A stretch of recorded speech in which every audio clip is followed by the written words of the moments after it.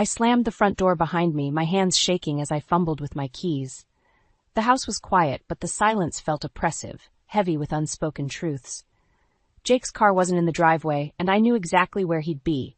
Not at work, like he'd told me this morning, but probably drowning his sorrows at O'Malley's again. "Damn it, Jake," I muttered, tossing my purse onto the kitchen counter. The answering machine blinked accusingly, and I hit play with more force than necessary. "Mrs. Lawson, this is Sandra from Midwest Insurance. I'm calling to follow up on the claim your husband filed last week regarding his termination." My stomach dropped. Termination? Jake had sworn up and down he'd quit his job at the bank 2 weeks ago, citing creative differences with his boss. I'd been skeptical. It was the 3rd job he'd left in as many years, but I'd wanted to believe him. The machine beeped again. "Emma, honey, it's your mother-in-law. I hope you're not working too late again.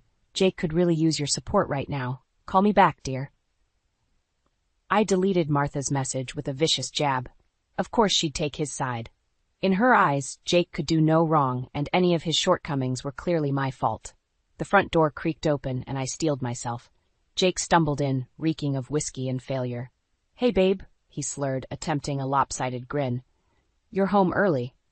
"Cut the crap, Jake," I snapped. "I know you were fired. Why did you lie to me?"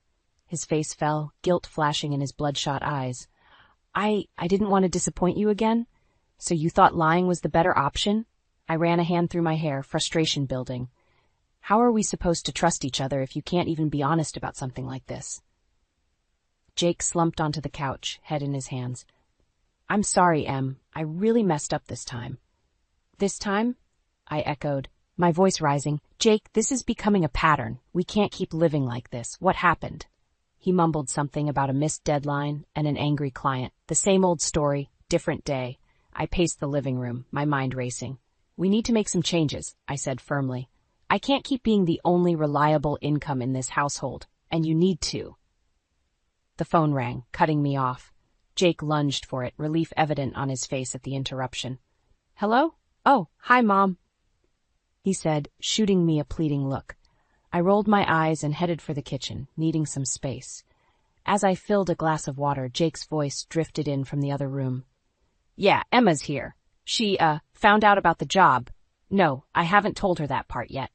I froze, my grip tightening on the glass. What else was he hiding? "Mom, I don't think that's a good idea," Jake was saying, his voice low and urgent. "Emma won't—" "No, I know you're trying to help, but—" I stormed back into the living room. "Won't what, Jake? What brilliant plan has your mother cooked up now?" Jake's eyes widened in panic. "Nothing. It's nothing. Mom, I gotta go." He hung up quickly, avoiding my gaze. "Jake," I said, my tone dangerous. "What aren't you telling me?" He fidgeted with the phone cord, looking everywhere but at me. "It's just, Mom thought it might be good if she came to stay with us for a while, to help out, you know?" The glass slipped from my hand, shattering on the hardwood floor. Water and shards of glass spread at my feet, a perfect metaphor for the mess our life had become.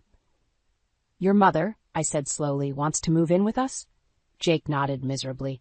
"Just temporarily, until I can get back on my feet." I stared at him, speechless. This was a nightmare. Martha, with her judgmental looks and backhanded compliments, living under our roof? The very thought made my skin crawl. "Emma, please," Jake pleaded. "It won't be for long. We need the help, and—" "We?" I interrupted, my voice sharp. "There is no we in this decision, Jake. You and your mother don't get to decide how we handle your mistakes." I turned on my heel, carefully stepping over the broken glass. "Clean this up," I said over my shoulder. "I need some air." As I grabbed my keys and headed for the door, I heard Jake call out desperately, "Emma, wait! Where are you going?" I paused, my hand on the doorknob. "To figure out how to fix the mess you've made of our lives," I replied, not looking back. "And Jake, don't wait up." I stormed into my office the next morning, my head pounding from a restless night. The last thing I needed was to deal with Martha's judgmental attitude on top of Jake's lies. But there she was, her number flashing on my phone as it rang incessantly. "Emma speaking," I answered curtly, bracing myself. "Emma, dear," Martha's saccharine voice oozed through the line. "I hope I'm not interrupting your very important work." I gritted my teeth. "What can I do for you, Martha?" "I'm worried about Jake," she sighed dramatically. He's been so down lately, I can't help but wonder if your career focus might be affecting him. My grip tightened on the receiver. Excuse me? Well, you know how men are, Martha continued, oblivious to the anger building in my chest. They need support, attention. Jake's always been sensitive. Perhaps if you were home more. Martha, I cut her off, my voice dangerously low. Jake is a grown man. His job troubles are his own responsibility. But as his wife, I interrupted, I've been supporting us financially for years while Jake hops from job to job. Don't you dare imply this is my fault. Martha gasped, affronted. I'm only trying to help, Emma. Someone needs to be there for Jake, and if you're too busy climbing the corporate ladder. Stop right there, I snapped. My career isn't the problem. Jake's inability to hold down a job is. And frankly, Martha, your coddling isn't doing him any favors. Well, I never, Martha huffed. If that's how you feel, maybe it's best if I come stay with you both for a while. Jake clearly needs a supportive presence at home. My blood ran cold.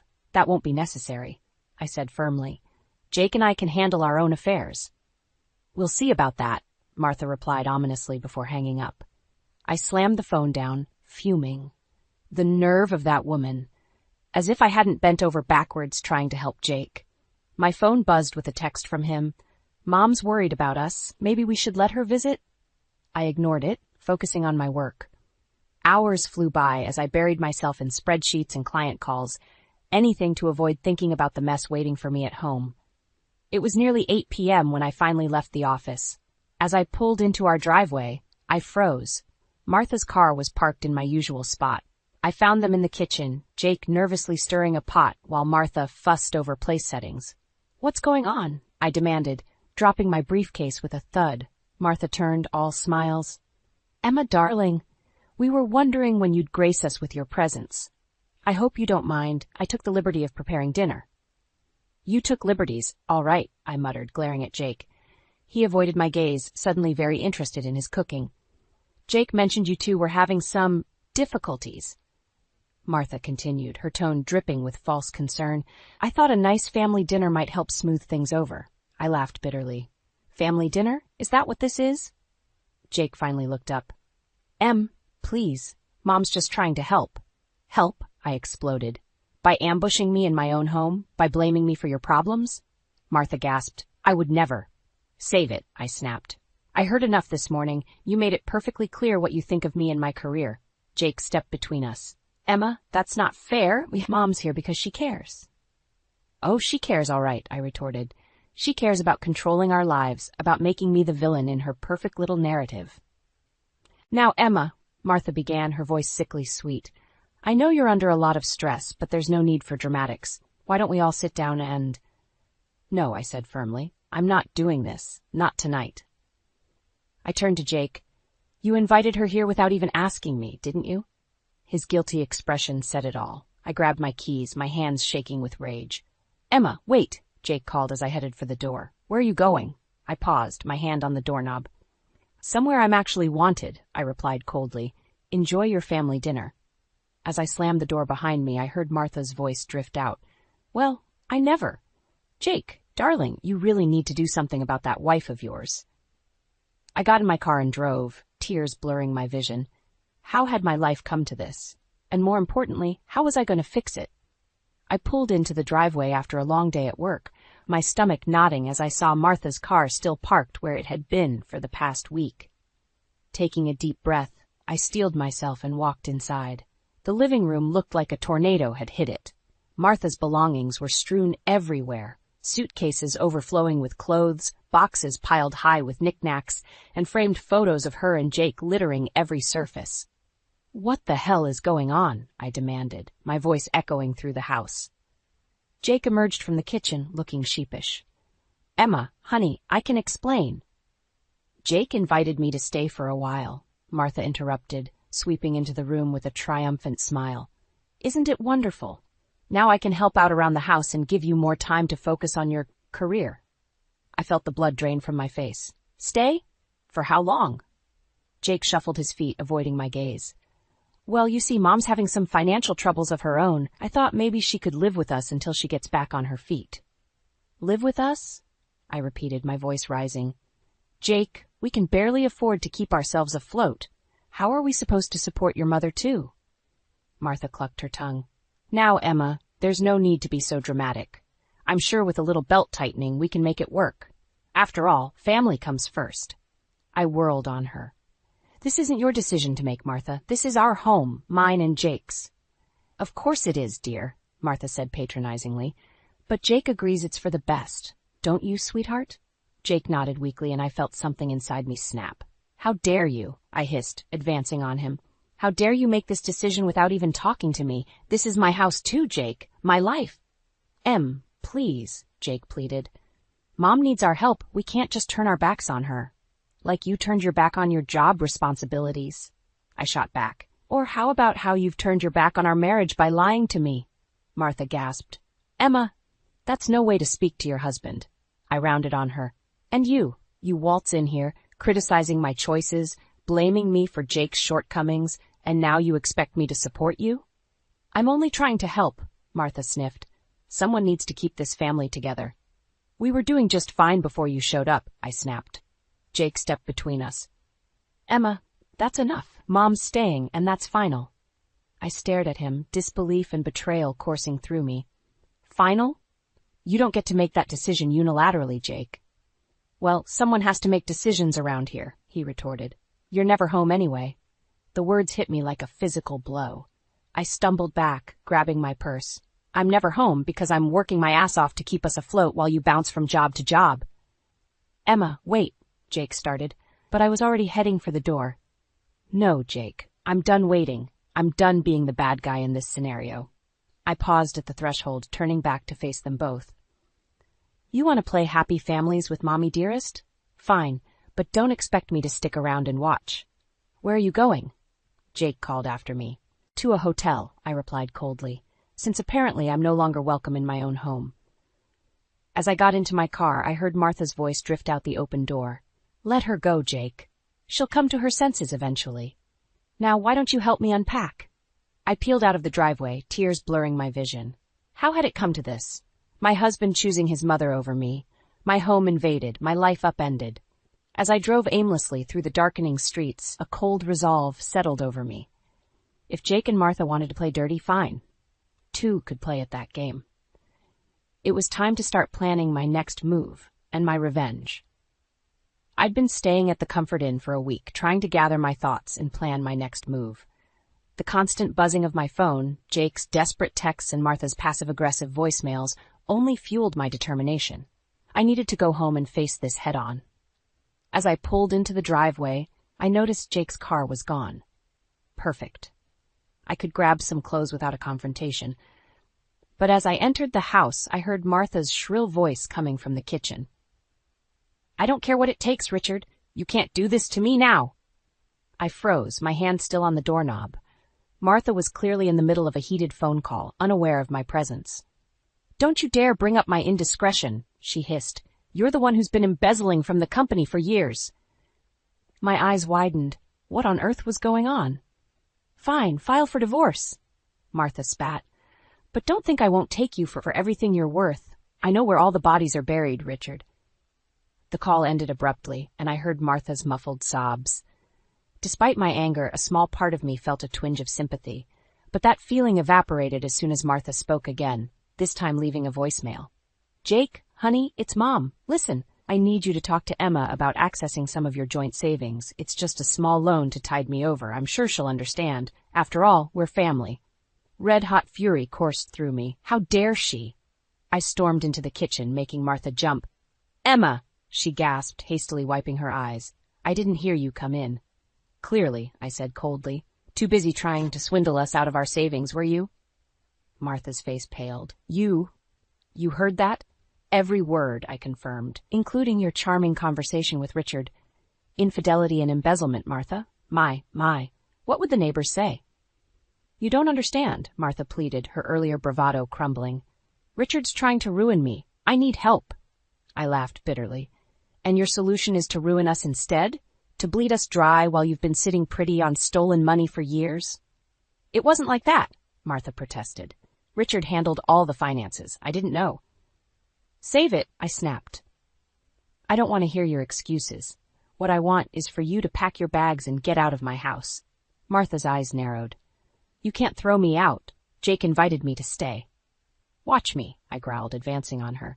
You've manipulated and lied to us from the moment you got here. You blamed me for Jake's problems, invaded our home, and now you're trying to steal from us. I am Jake's mother, Martha shrieked. He'll never choose you over me. The front door slammed, and Jake's voice called out, Mom? Emma? What's going on? Martha's face transformed instantly, tears welling up in her eyes as Jake entered the kitchen. Oh, Jake, she wailed. Emma's being so cruel. She wants to throw me out on the street. Jake looked between us, confusion evident on his face. Emma, what? Don't you dare fall for her act, I warned him. Your mother's been lying to us both. She's getting divorced because she cheated on Richard, just who's been embezzling money for years, and now she wants to borrow from our savings to cover her ass. Jake's jaw dropped. Mom, is this true? Martha's sobs intensified. Jake, please, you don't understand. I had no choice. I turned to Jake, my voice steel. It's time to make a decision, Jake. Either she goes or I do, for good this time. The tension in the room was palpable as Jake looked between his sobbing mother and me, his wife, standing firm and unyielding. I could see the conflict in his eyes, years of maternal manipulation warring with the truth laid bare before him. Jake, I said softly, but with conviction. This is it. This is the moment that decides our future. Choose wisely. As Jake opened his mouth to speak, I held my breath, knowing that whatever came next would change all of our lives forever. Jake's eyes darted between Martha and me, his face a mask of confusion and pain. I need some time to think, he stammered, backing out of the kitchen. Jake, please! Martha wailed, reaching for him. But he was already gone, the front door slamming behind him. I stood there, trembling with rage and hurt. I hope you're happy, Martha, I spat. You've torn this family apart. Martha's tear-streaked face hardened. You did that all on your own, Emma, if you'd been a proper wife. Don't you dare, I hissed, cutting her off. I'm going to pack some things. When I come back down, I expect you to be gone. I stormed upstairs, my mind reeling. As I threw clothes into a suitcase, I heard Martha's muffled voice. She was on the phone again. Quietly, I crept to the top of the stairs to listen. Richard, please, she was saying, her voice desperate. I need more time. No, don't call the lawyers yet. I have a plan. My blood ran cold. What was she up to now? Jake and Emma have savings, Martha continued. If I can just get access.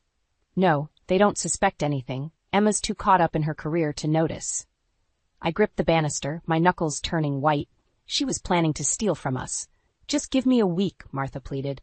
I'll have the money and we can make this all go away. I'd heard enough.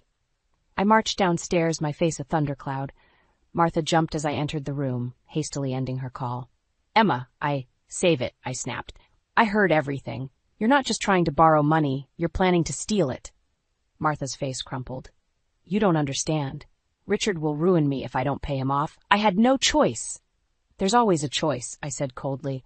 And you chose to lie, cheat, and steal. Well, guess what? It ends now. I pulled out my phone and dialed Jake's number. It went straight to voicemail. Jake, it's Emma. Your mother is planning to steal our savings to pay off Richard. Come home now. We need to talk. Martha lunged for me, trying to grab the phone. You can't do this, she shrieked. I dodged her, my voice rising. Watch me. It's over, Martha. Your lies, your manipulation, all of it. Just then, the front door opened. Jake walked in, his face ashen. I heard everything, he said quietly. The voicemail came through as I was sitting in the car. Martha collapsed onto the couch, sobbing. Jake, sweetheart, please, you don't understand. I understand perfectly, Jake interrupted, his voice hard. You've been lying to us, Mom. Using us. And now you are going to steal from us? I felt a surge of hope. Was Jake finally seeing the truth? But then he turned to me, his eyes cold. And you, Emma, you've been so wrapped up in your job, you didn't even notice what was happening in our own home. My jaw dropped. Are you serious right now? I've been supporting us while you can't hold down a job. I've been putting up with your mother's constant criticism and manipulation. Jake shook his head. Maybe if you'd been around more, none of this would have happened. I stared at him, disbelief and fury warring inside me. In that moment, I saw my future laid out before me. A life of constantly being blamed, of never being enough, of sacrificing everything for a man who would always choose his mother over me. You know what? I said, my voice deadly calm. You're right, Jake. I haven't been around enough, so let me fix that right now. I grabbed my suitcase and headed for the door. Jake called after me. Emma, wait!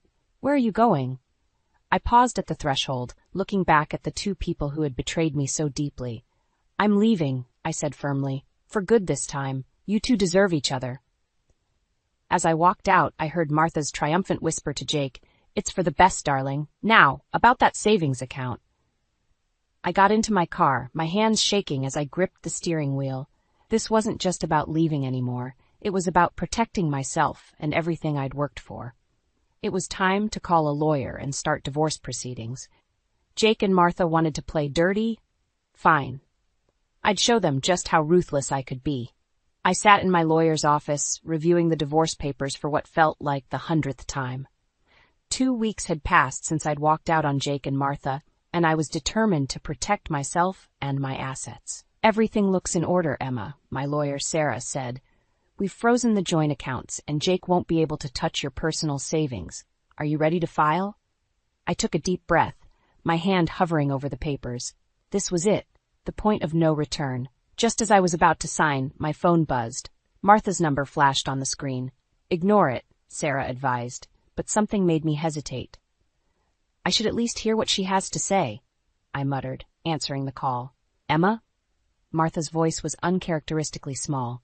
Please don't hang up. I need to talk to you.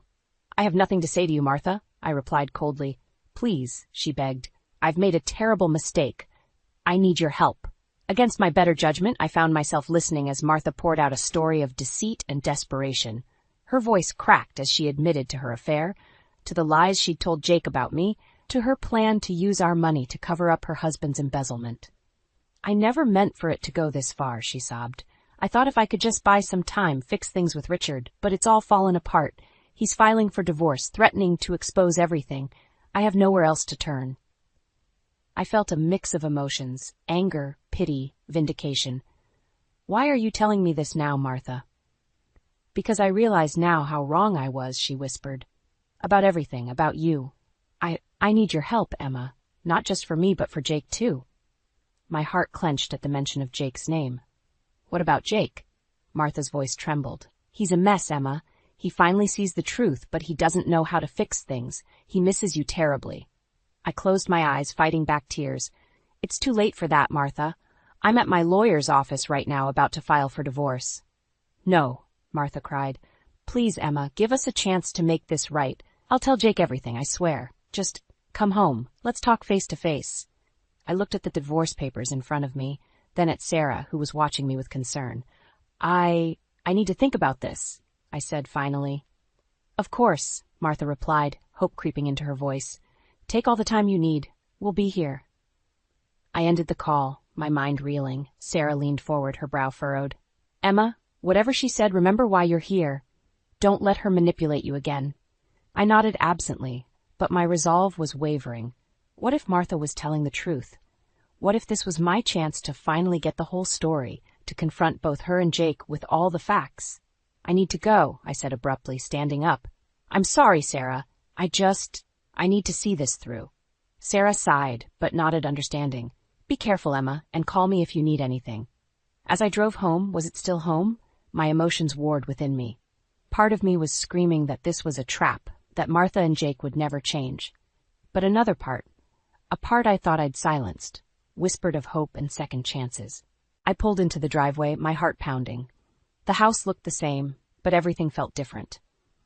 As I approached the front door, I saw Jake through the window, pacing anxiously. Our eyes met, and I saw a flash of relief cross his face. My hand trembled as I reached for the doorknob. This was it, the moment of truth. Whatever happened next would determine the course of all our lives. I took a deep breath and opened the door, stepping into the unknown. As I stepped into the house, the air felt thick with tension. Jake stood in the living room, his face a mixture of relief and apprehension. Martha sat on the couch, her hands twisting nervously in her lap. Emma, Jake breathed, taking a step towards me. I'm so glad you came. I held up a hand, stopping him in his tracks. I'm here to listen, nothing more. Martha, you said you had something to tell us both. So talk. Martha nodded, her eyes brimming with tears. I've been lying to you both about everything. For the next 20 minutes, Martha spilled her secrets. Her affair with a family friend, Richard's embezzlement from his company, their impending divorce, and her desperate plan to use our money to cover it all up. With each revelation, Jake's face grew paler, his hands clenching into fists. How could you, Mom? He whispered, his voice breaking. How could you lie to us like this? Martha sobbed, reaching for Jake, but he recoiled. I'm so sorry, sweetheart. I never meant for it to go this far. I thought I could fix everything before you found out. I stood there, a storm of emotions raging inside me. Anger at Martha's deception, pity for her desperation, and a growing realization that Jake had been as much a victim of her manipulation as I had. Jake, I said softly, turning to my husband, did you know any of this? He shook his head, looking shell-shocked. No, God, Emma, I had no idea. I thought Mom just needed our help. I never imagined. That's why I called you, Martha interjected, her voice pleading. I realize now how wrong I was. About everything. I need your help, both of you. Please. I laughed bitterly. Help? After everything you've done? You tried to steal from us, Martha. You nearly destroyed our marriage. I know, she wailed, and I'll spend the rest of my life making it up to you both. But right now, I need your help to fix this mess with Richard. If we don't act fast, he'll expose everything, and we'll all go down. Jake turned to me, his eyes desperate. Emma, what should we do? I felt the weight of the moment pressing down on me. This was it. The crossroads where I had to decide not just the fate of my marriage, but the future of our entire family. No, I said firmly, surprising even myself with the steel in my voice. We're not doing this, Martha. Not anymore. But, Martha started, but I cut her off. No more lies, no more schemes. You made this mess, and you're going to face the consequences. We all are. I turned to Jake, my heart pounding. I love you, Jake, but I can't keep living like this. We can't keep enabling your mother's behavior. Jake nodded slowly, realization dawning in his eyes. You're right. Mom, I'm sorry, but Emma's right. We can't help you cover this up. Martha's face crumpled. But what am I supposed to do? Where will I go? That's not our problem anymore, I said, feeling a weight lift from my shoulders. Jake, we need to talk. Alone. As we left Martha sobbing on the couch, Jake and I retreated to the kitchen. The air between us was charged with unspoken words and lingering hurt. Emma, Jake began, his voice thick with emotion. I've been such a fool. Can you ever forgive me? I looked at him, really looked at him, for the first time in months. I saw the man I fell in love with, but I also saw the weak-willed son who had let his mother come between us. I don't know, Jake, I said honestly. I love you, but I don't know if love is enough anymore. We have a lot to work through. Jake nodded, tears in his eyes. I understand. Whatever it takes, Emma. I want to make this right. As we stood there in our kitchen, the sound of Martha's sobs drifting in from the living room, I realized that this was just the beginning. We had a long, hard road ahead of us, facing the consequences of Martha's actions, rebuilding trust, and figuring out if our marriage could survive this ultimate test. But for the first time in months, I felt a glimmer of hope. Whatever happened next, I knew I had the strength to face it head-on. 1 year later, I stood in my new apartment, surrounded by boxes and the promise of a fresh start. The divorce had been finalized 3 months ago, and I was finally ready to close this chapter of my life. My phone buzzed with a text from my boss. Congratulations on the promotion, Emma. Can't wait to see what you'll do as our new marketing director. I smiled, a sense of pride washing over me. This was what I had been working towards all along, recognition for my skills and dedication, not judgment for my ambition. As I unpacked, I came across a photo of Jake and me from happier times. A twinge of sadness hit me, but it was quickly replaced by a sense of peace. We had tried to work things out after Martha's confession, but the trust was too badly broken. In the end, we both realized that sometimes love isn't enough. The doorbell rang, startling me from my reverie. I opened it to find Martha standing there, looking older and more subdued than I remembered. Emma, she said softly, I hope I'm not intruding. I wanted to apologize, again, and to give you this. She handed me an envelope. Inside was a check for a substantial amount, far more than she'd ever tried to take from us. It's everything I have, Martha explained, her voice trembling. I sold the house, my jewelry. I want to make amends for what I did to you and Jake." I stared at the check, a whirlwind of emotions coursing through me. "Martha, Please," she interrupted. "I know it doesn't fix anything, but I hope it helps you start your new life. I see that now." As I looked at this woman who had caused me so much pain, I felt the last of my anger melting away. "Thank you, Martha, but I don't need this. I've already started my new life." I handed the check back to her. "Use it to start over yourself. Learn from this and be better." Martha's eyes filled with tears. "You're a remarkable woman, Emma. I'm sorry I didn't see it sooner." After she left, I sat on my new couch, processing what had just happened. My phone buzzed again, a text from Jake this time. "Heard about your promotion. Congratulations, Em. You always were the strong one." I smiled sadly, typing back a simple "thank you." As I hit send, I realized that this truly was the end of an era. Jake and Martha would always be a part of my past, but they no longer had the power to shape my future. I walked to the window, looking out at the city skyline. My new life stretched before me, full of possibilities. No more compromising my dreams, no more dimming my light to make others comfortable. I was free to be unapologetically myself. As the sun set, painting the sky in brilliant oranges and pinks, I felt a sense of excitement building within me. Tomorrow was a new day, the first day of the rest of my life, and I was ready to face it head-on, stronger and wiser than ever before. I thought about all the women out there facing similar struggles, torn between family obligations and personal ambitions, fighting to be heard and valued. I hoped that my story might inspire them to stand up for themselves, to demand the respect and love they deserved. In that moment, I made a promise to myself. I would use my new position not just to advance my career, but to mentor other women, to help them find their voices and chase their dreams. My journey had been difficult, but it had taught me invaluable lessons about resilience, self-worth, and the power of staying true to oneself. As night fell, I raised a glass to my reflection in the window. "Here's to new beginnings," I toasted, "to strength, to growth, and to never settling for less than you deserve." The future was bright, and for the first time in years, I felt truly, genuinely happy. Whatever challenges lay ahead, I knew I had the strength to face them. After all, I was Emma, resilient, ambitious, and finally, gloriously free. I never thought I'd be grateful for my mother's obsession with prenups, but here we are, I muttered, staring at the pristine white walls of our new home. The house was a wedding gift from my parents, Patricia and George, nestled in the picturesque landscape of Upper New York. It was supposed to be the start of our happily ever after, but life had other plans. My husband Bart was busy unpacking boxes in the living room, his tall frame bent over as he sorted through our belongings. "Natalie, honey, can you give me a hand with this?" he called out, his voice muffled by the cardboard. I sighed, pushing away from the window. "Coming," I replied, plastering on a smile as I joined him. As I helped Bart unpack, I couldn't shake the feeling that something was off.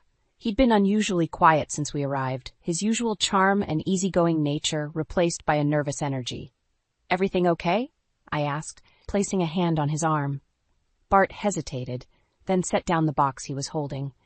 "Actually, there's something we need to talk about," he said, his blue eyes clouded with worry. My stomach dropped. "What is it?" Before Bart could answer, the doorbell rang. He visibly relaxed, as if saved by the bell. "That must be Mom," he said, hurrying to the door. I froze. His mother, Jennifer, wasn't supposed to visit until next week. I followed Bart to the entryway, where he was already embracing a petite woman with graying hair. "Jennifer," I said, forcing a smile. "What a surprise." Jennifer pulled away from Bart and turned to me, her eyes brimming with tears. "Oh, Natalie," she said, her voice trembling.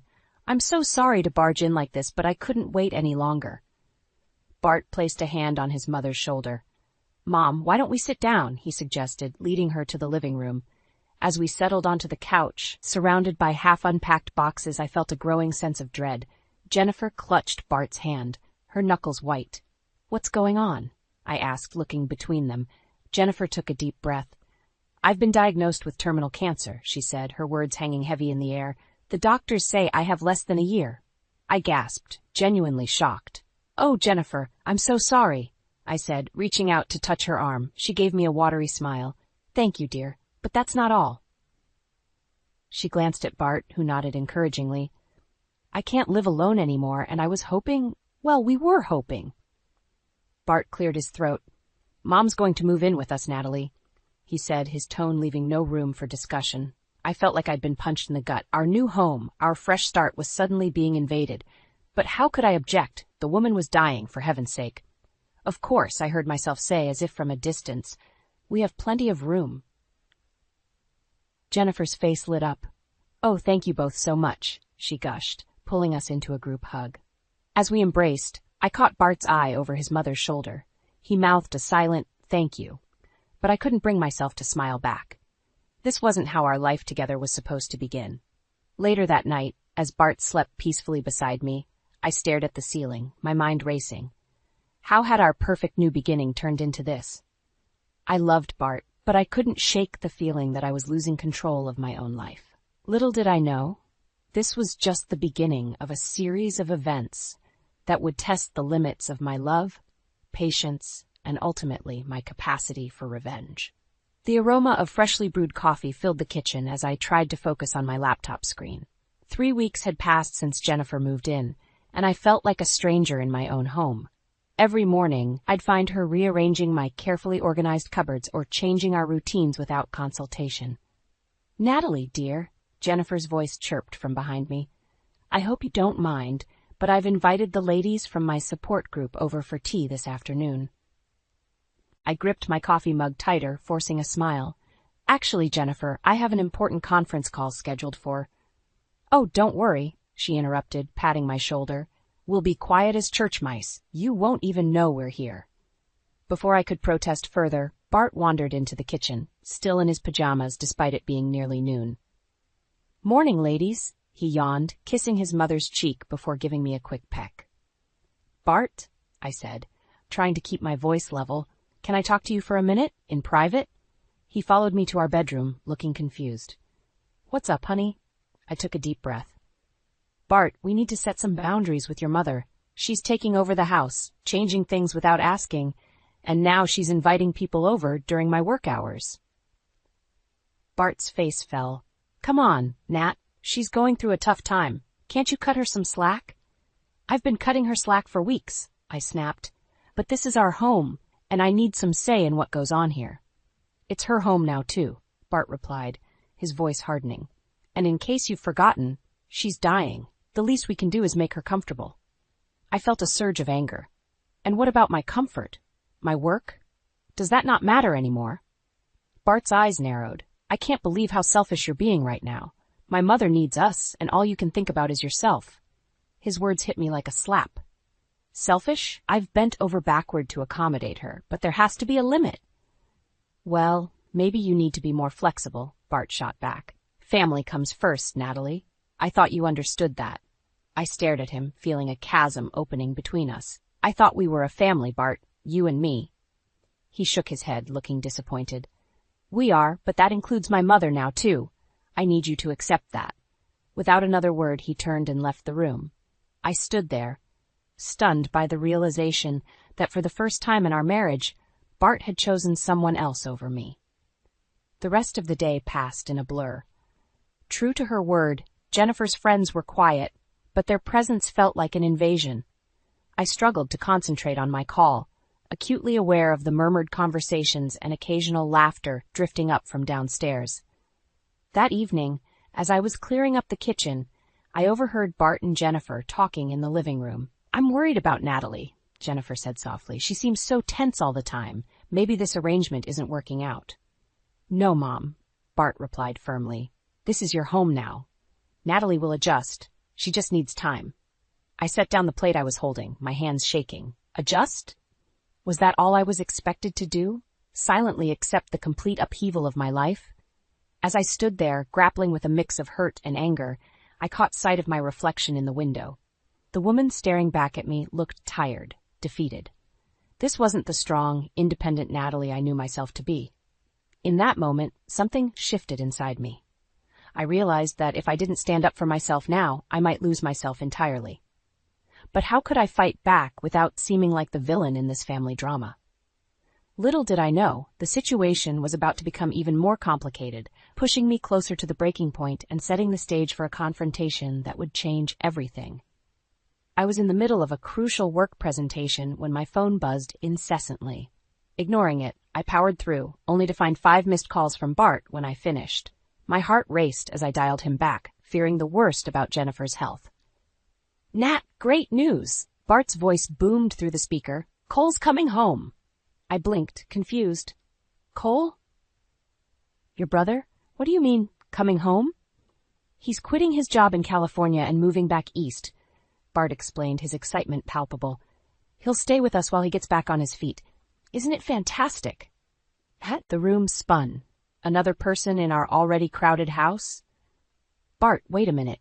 We can't just—" "Oh, Mom's calling. Gotta go, love you." He hung up before I could protest. I sat there, stunned. How could Bart make such a monumental decision without even consulting me? Our home wasn't a halfway house for his entire family. That evening, I confronted Bart in the kitchen while Jennifer watched her favorite game show in the living room. "We need to talk about Cole," I said, keeping my voice low. Bart looked up from chopping vegetables. "What about him? Isn't it great he's coming back?" I took a deep breath. "Bart, you can't just invite people to live in our home without discussing it with me first." He set down the knife, frowning. "Cole's family, Natalie. He needs our support." "And what about what I need?" I countered. "This is my home too, and I feel like I'm losing all control over it." Bart's expression hardened. "You're being selfish again. Cole's going through a tough time, and Mom needs all the family support she can get." "Don't you dare call me selfish," I hissed. "I've bent over backward to accommodate your mother, but this is too much. We're supposed to be partners, Bart. You can't keep making these decisions unilaterally." "I'm not," he insisted. "I'm doing what's best for our family." "Our family?" I laughed bitterly. "It seems like your definition of our family doesn't include me anymore." Jennifer's voice floated in from the living room. "Is everything all right in there, dears?" Bart called back. "Everything's fine, Mom," before turning to me with a pleading look. "Can we talk about this later? I don't want to upset her." I threw up my hands in frustration and stormed out of the kitchen. As I passed the living room, Jennifer caught my eye, her expression a mix of concern and something else. Was that triumph? The next few days were a flurry of activity as Bart prepared for Cole's arrival. I threw myself into work, trying to ignore the growing resentment in my chest. The night before Cole was due to arrive, I lay awake, staring at the ceiling. "Nat?" Bart's voice was soft in the darkness. "Are you still upset about Cole?" I turned to face him. "It's not just about Cole, Bart. It's about us. I feel like I'm losing you to your family." He reached out, pulling me close. "You're not losing me. You're my wife, and I love you. But my family needs me right now. Can't you understand that?" I wanted to understand. I really did. But as I lay there in Bart's arms, I couldn't shake the feeling that our marriage was slipping away, one family crisis at a time. The next morning, I steeled myself as I heard a car pull up outside. Moments later, the front door burst open, and Cole's booming voice filled the house. "Honey, I'm home," he called out, laughing at his own joke. I plastered on a smile and went to greet him, but stopped short in the hallway. Cole wasn't alone. Behind him stood a young woman, her arm linked with his. "Hey, sis," Cole grinned, oblivious to my shock. "Meet Amber, my fiancée. Hope you don't mind, but she'll be staying with us too. We're getting married." As Bart and Jennifer rushed to congratulate the happy couple, I stood frozen, feeling like an outsider in my own home. This wasn't just an invasion anymore. It was a full-scale takeover. And I was the only one who seemed to care. The once pristine kitchen counters were now cluttered with empty beer bottles and half-eaten bags of chips. I grimaced as I navigated the mess, the acrid smell of stale cigarette smoke assaulting my nostrils. This wasn't my home anymore. It was a frat house. "Cole," I called out, my patience wearing thin. "How many times do I have to ask you to clean up after yourself?" A muffled groan came from the living room. I stormed in to find Cole sprawled on the couch, Amber curled up beside him. The coffee table was littered with more bottles and an overflowing ashtray. "Sorry, sis," Cole mumbled, not bothering to open his eyes. "We'll get to it later." I clenched my fists, fighting the urge to scream. "No, you'll get to it now. I have clients coming over in an hour, and this place is a pigsty." Amber stirred, fixing me with a bleary-eyed glare. Chill out, Natalie. It's not like it's a big deal. Before I could respond, Jennifer appeared in the doorway, her face etched with concern. What's all the commotion about? I turned to her, exasperated. Jennifer, look at this mess. It's unacceptable. She waved a dismissive hand. Oh, they're young. Let them have their fun. I'll tidy up later. That's not the point, I snapped. This is my home, and I expect it to be respected. Jennifer's eyes narrowed. Our home, dear. Remember, we're all family here. The word family felt like a slap in the face. I opened my mouth to argue further, but the smell of smoke suddenly intensified. Whirling around, I saw flames licking up the curtains near where Cole had carelessly tossed a cigarette butt. Fire, I screamed, rushing to grab the fire extinguisher. Chaos erupted as everyone scrambled to action. I managed to douse the flames, but not before they left a large charred hole in the expensive curtains my mother had gifted us. As the smoke cleared, I stood there, shaking with anger and shock. Bart burst into the room, having heard the commotion from upstairs. What happened? He demanded, looking around wildly. Your brother? I spat. Almost burned down our house because he can't be bothered to use an ashtray. Cole had the decency to look ashamed. I'm sorry, I didn't mean. Save it, I cut him off. I want you and Amber out, now. Bart stepped between us. Natalie, calm down, it was an accident. I couldn't believe my ears. Calm down? Bart, do you not see how serious this is? Of course I do, he said, his voice maddeningly calm. But kicking them out isn't the answer. We're family, we need to stick together. I looked around at their faces, Bart's pleading, Jennifer's disapproving, Cole's sheepish, Amber's defiant. In that moment, I felt more alone than ever. Fine, I said, my voice cold. If that's how you all feel, I'll be the one to leave. I stormed upstairs, throwing some clothes into a bag. As I zipped it up, Bart appeared in the doorway. Nat, don't do this, he begged. Where will you go? I shouldered past him. Anywhere but here. As I reached the front door, Jennifer called out, Natalie, dear, you're overreacting. Why don't we all sit down and talk about this? I turned to face them one last time. There's nothing to talk about. You've made it clear where your priorities lie, Bart.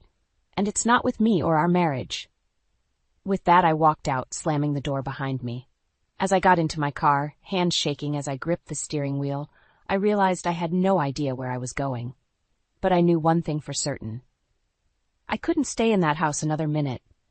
As I drove away, tears blurring my vision, I felt a mix of anger, betrayal, and an overwhelming sense of loss. The life I thought I had, the marriage I believed in, it was all crumbling around me. And for the first time, I allowed myself to consider a possibility I'd been avoiding for weeks. Maybe this marriage wasn't worth saving after all.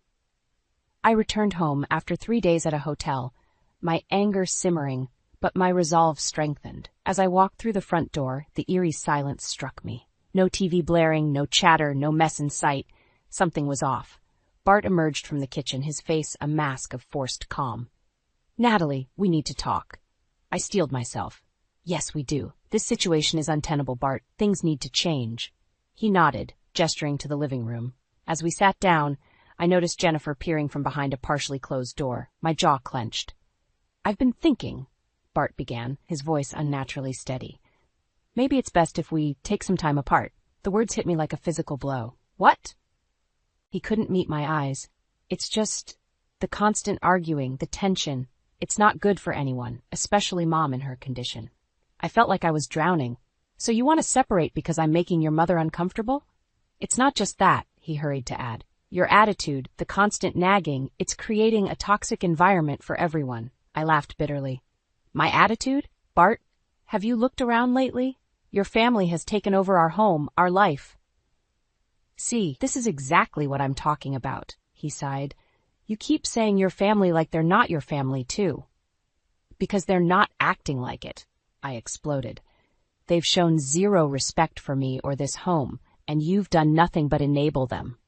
Bart's face hardened. They're going through a difficult time. I thought you'd be more understanding. Understanding? I was on my feet now, shaking with fury. I've been nothing but understanding.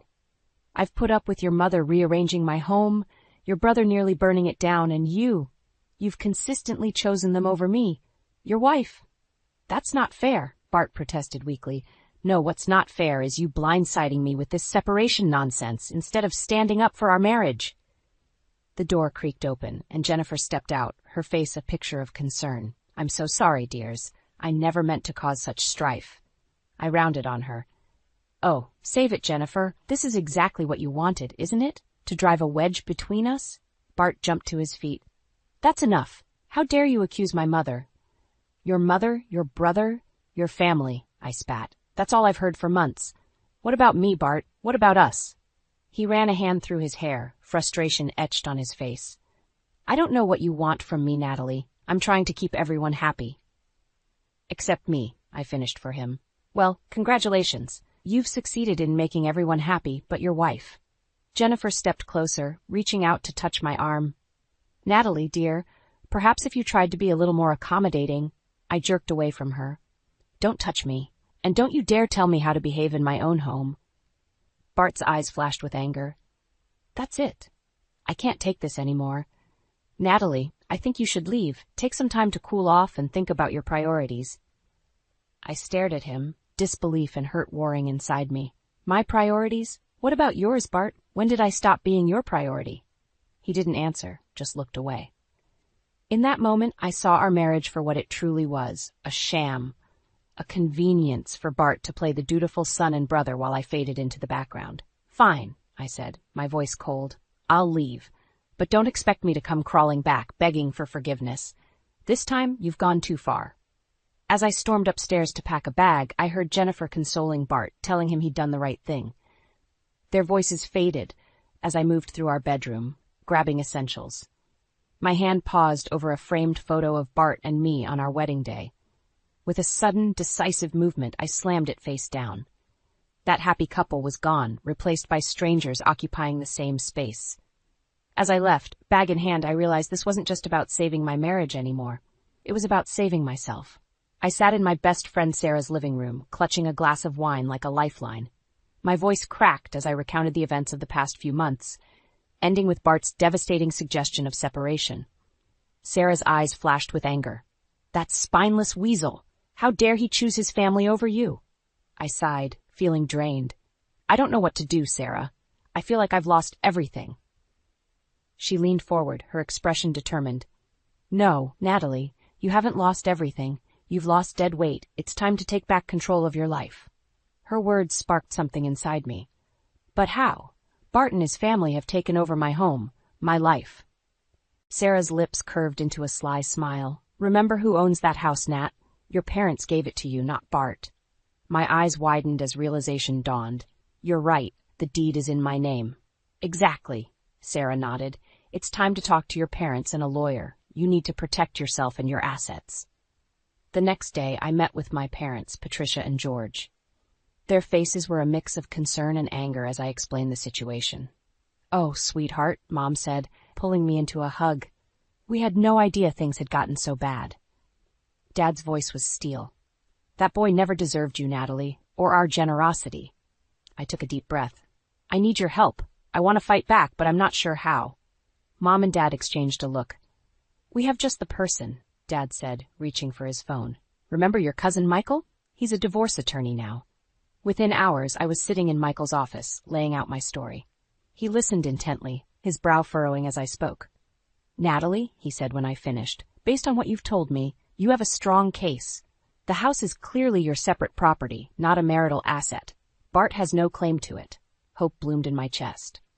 So what do we do? Michael's smile was predatory. We go on the offensive. I'll draw up divorce papers immediately. We'll make it clear that Bart and his family need to vacate your property. As I left Michael's office, a plan forming in my mind, my phone buzzed. It was Bart. Natalie, please come home, his voice was pleading. We need to talk. I steeled myself. I'll be there in an hour.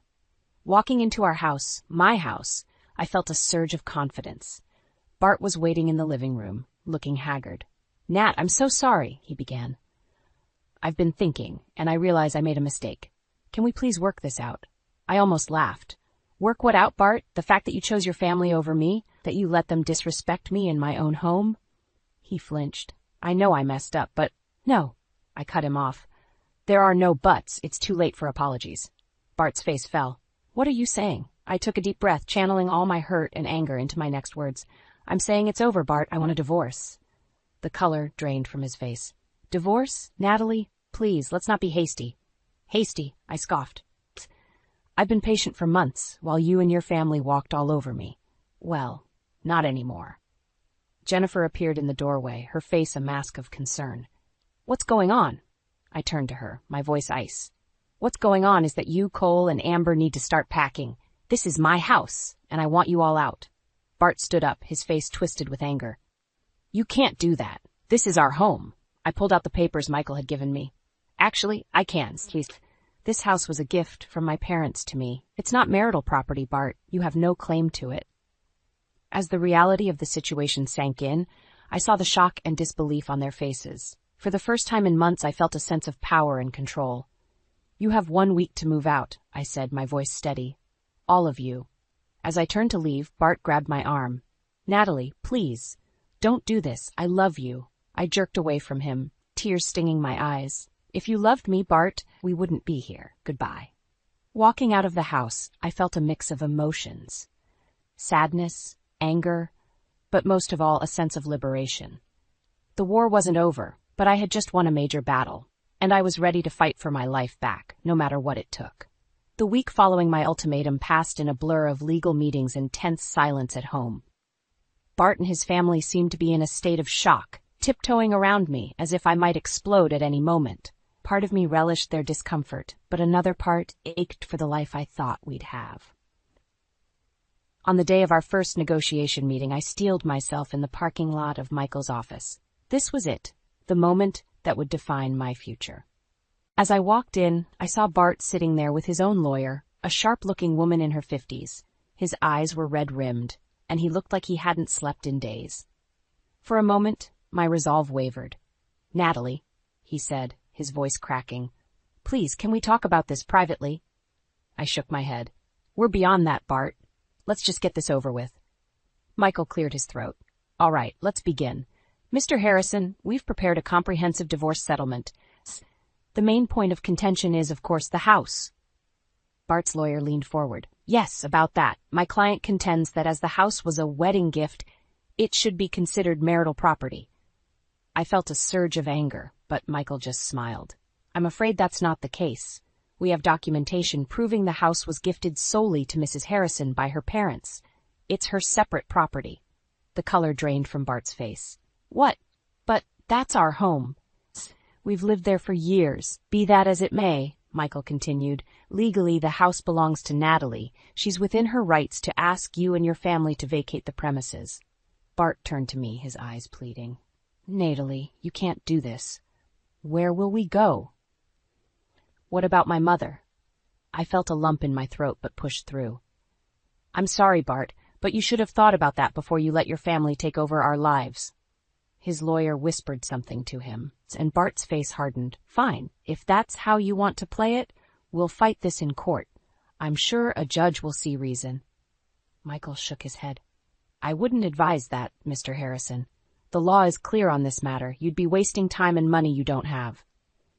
The meeting devolved into heated arguments and tense negotiations. Hours passed, and I felt my energy draining. Just when I thought we'd reached an impasse, Bart suddenly deflated. Enough, he said, his voice barely above a whisper. I'll sign the papers. We'll move out. Relief washed over me, but it was tinged with sadness. This was really happening. My marriage was over. As we prepared to leave, Bart caught my arm. Natalie, I know I messed up, but is this really what you want? To throw away everything we had? I looked into his eyes, seeing the man I once loved. We threw it away a long time ago, Bart. This is just making it official. Leaving the office, I felt a mix of triumph and loss. I had won, but at what cost? That evening, as I sat alone in my quiet house, the reality of my situation hit me. I was free, but I was also alone. The house that was once filled with laughter and love now felt empty and cold. My phone buzzed, a text from Sarah. How did it go? Want me to come over? I stared at the message, tears welling up in my eyes. This was my new reality. No more Bart, no more in-laws, no more chaos. Just me in this big, empty house. As I typed my reply, I realized that this wasn't just the end of my marriage. It was the beginning of a new chapter in my life. one that I would write on my own terms. "Come over," I texted back. "It's time to celebrate my independence." I took a deep breath, looking around at the house that was now truly mine. The battle was won, but the war of rebuilding my life was just beginning. And for the first time in months, I felt ready to face whatever came next. The day Bart and his family were set to move out dawned bright and clear, a stark contrast to the storm of emotions raging inside me. I stood at the window, watching as a moving truck pulled up to the curb. Bart emerged from the house, carrying a box. Our eyes met briefly, and I saw a flicker of regret in his gaze before he quickly looked away. Jennifer followed, leaning heavily on Cole's arm. She glanced up at my window, her expression unreadable. As I watched them load the truck, memories flooded back, the day we moved in, our housewarming party, the countless dinners and lazy Sundays we'd shared. For a moment, doubt crept in. Was I making a mistake? The doorbell rang, jolting me from my reverie. I opened it to find Sarah standing there, a bottle of champagne in one hand and a determined look on her face. "I figured you could use some moral support," she said, stepping inside. I smiled gratefully. "You have no idea." We sat in the kitchen, watching the proceedings through the window. Sarah poured us each a glass of champagne. "To new beginnings," she toasted. As we clinked glasses, Bart appeared in the doorway. "Natalie, can we talk, just for a minute?" Sarah squeezed my hand and discreetly left the room. I steeled myself, facing Bart. "What is it?" I asked, trying to keep my voice steady. He ran a hand through his hair, looking lost. I wanted to say I'm sorry, for everything. I never meant for things to end up like this." I felt a lump in my throat. "Neither did I, Bart. But we can't go back." He nodded, his eyes glistening. "I know. I just hope, someday, you can forgive me." As he turned to leave, I called out, "Bart?" He paused, looking back. "I hope you find happiness," I said softly. A sad smile crossed his face. "You too, Nat. You deserve it." And then he was gone. I watched from the window as the moving truck pulled away, taking with it the remnants of my old life. Sarah reappeared, wrapping an arm around my shoulders. "How are you feeling?" I took a deep breath. "Honestly, I'm not sure. Relieved, sad, scared, all of the above." She nodded understandingly. "That's normal. But you know what? You're free now. This is your chance to rediscover yourself." As her words sank in, I felt a spark of excitement ignite within me. She was right. For the first time in years, I was truly free to live life on my own terms. We spent the rest of the day reimagining the house. We moved furniture, discussed paint colors, and planned a complete overhaul of the guest room, Jennifer's old room, into a home office. As evening fell, we sat on the patio, enjoying the peaceful silence. Sarah's phone buzzed, and she grinned as she read the message. "So," she said, a mischievous glint in her eye, "remember my colleague, David? The one I told you about?" I nodded, curious. "Well, he's been asking about you. Wanted to know if you might be interested in grabbing coffee sometime." I felt a flutter of nervousness and excitement. "I don't know, Sarah. Isn't it too soon?" She shook her head. "It's just coffee, Nat. No pressure, but it might be nice to remember that there are good men out there, men who will put you first." I thought about it for a moment, then smiled. "You know what? Tell him I'd love to." As Sarah tapped out a reply, I gazed out at the garden, feeling a sense of peace wash over me. The path ahead was uncertain, but for the first time in months, I felt hopeful. This house, once a symbol of my failed marriage, now represented a new beginning. It was mine, truly mine, to fill with new memories, new friendships, and perhaps someday new love. I raised my glass in a silent toast to the end of one chapter and the exciting beginning of another. Whatever the future held, I was ready to face it head on, stronger and wiser than before. As the sun set on this tumultuous day, I realized that sometimes the end of one dream is simply the beginning of a better one, and I couldn't wait to see what this new dream had in store for me.